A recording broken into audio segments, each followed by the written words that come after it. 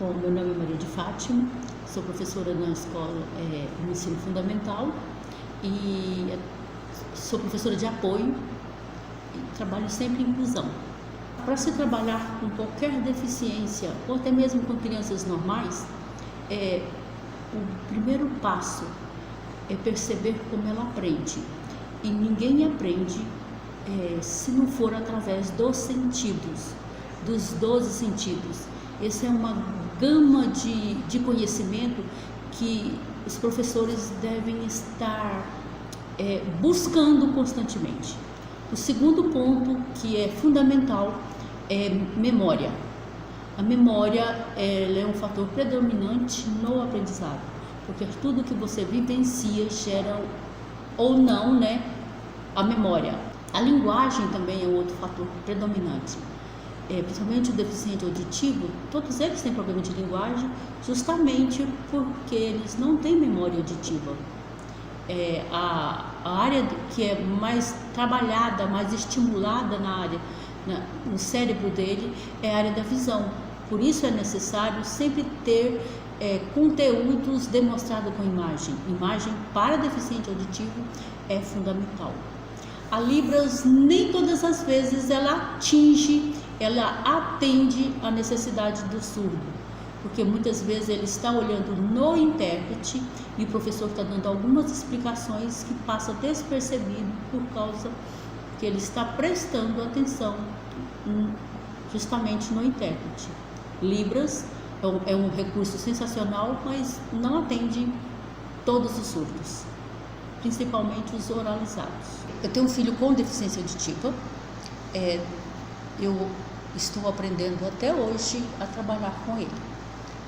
Não é simples, embora ele tenha um QI de 111, tem uma série de dificuldades que choca com a linguagem, porque nós atualmente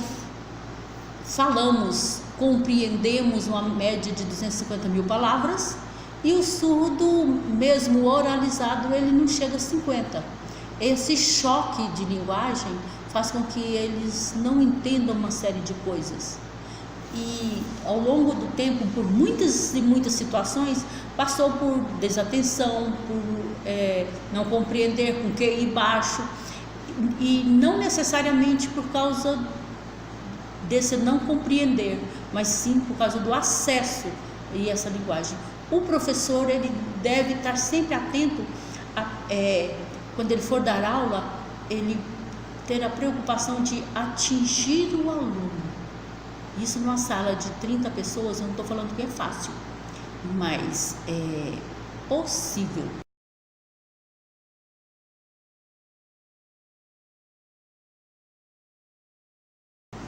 Não é muito comum, mas por ser uma população grande, em quase todas as escolas tem 2 ou 3 alunos e causa muita angústia, porque a maioria das pessoas não estão preparadas, sai da faculdade leiga mesmo, sem saber, sem entender, e muitas pessoas levam como este é um problema e não levam como eu vou aprender com deficiente auditivo.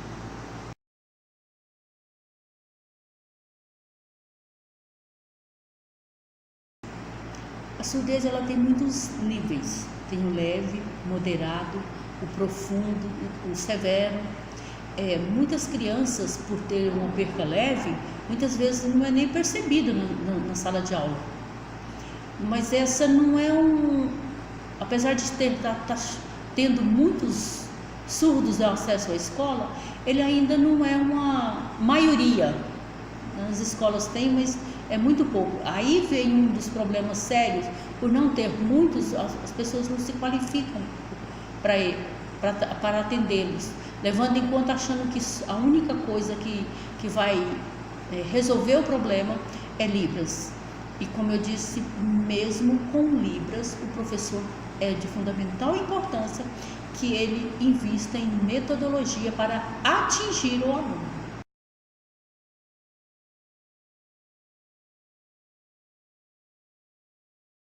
Não, na verdade eles fazem atrapalhar, Porque muitas vezes você está querendo fazer determinadas coisas que é bom para o aluno e eles fazem barrar.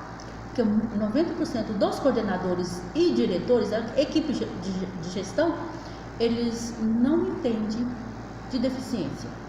Isso não estou falando só de deficiência auditiva, não, de todas as deficiências, porque é uma gama muito grande de metodologia e de atendimento ao deficiente, porque eu tenho que entender aquele cérebro para que ele, como é que ele aprende, quais são as coisas que chamam a atenção, porque passa por aí também o sistema límbico. Se o aluno não gostou daquela matéria ou por algum motivo ele se sentiu ameaçado com sua explicação, ele vai bloquear. E neste caso, coordenação e direção, eu sinto muito, mas eles nunca conseguiram trazer nada que enriquecesse a minha prática profissional.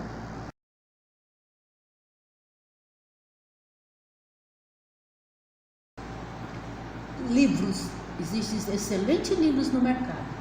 Eu aconselho todos os alunos e todos os futuros professores ter um conhecimento em neurociência, porque a neurociência hoje ela está trazendo uma série de coisas, definindo uma série de conceitos de aprendizagem que faz com que a gente enriquece muito. Eu só comecei a compreender realmente o mundo das deficiências e o mundo do aprendizado quando eu comecei a ler sobre neuropsicologia, neurolinguística e neurologia.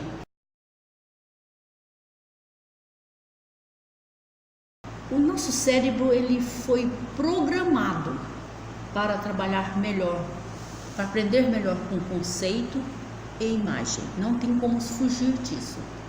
Na imagem a gente pode fazer uma diversificação muito grande de trabalhos, principalmente para os surdos, para os dislexos, TDAH, todos eles trabalham melhor com conceito. Você acionar a área da visão, a memória visual do aluno,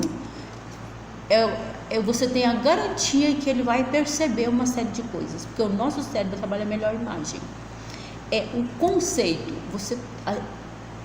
esse conceito ele traz a função daquilo que você vai fazer, ou do que você está querendo explicar. Os nossos professores eles conseguem não perceber isso, mas quando ele percebe, ele muda a metodologia. A metodologia é fundamental, e passar por essas duas coisas da visão, da área de visão e da área, esqueci o nome, na área de aquisição de conceitos é fundamental. Essas estratégias vai para a memória e a repetição. O nosso cérebro muitas vezes precisa de repetição. Se você ouve uma palavra uma vez só na vida, a chance de você lembrar ela daqui meia hora é rara, daqui 2 anos é muito menos. A repetição, infelizmente, é fundamental para todos, desde quem tem QI alto ou QI baixo, ou deficiências ou síndromes, ela deve ser um fator de atingir o aluno. E alguns recursos que a gente usa dentro da sala de aula, igual hoje tem computador para todos os lados, telefone, e isso é riquíssimo. Na minha época, infelizmente, não tinha isso.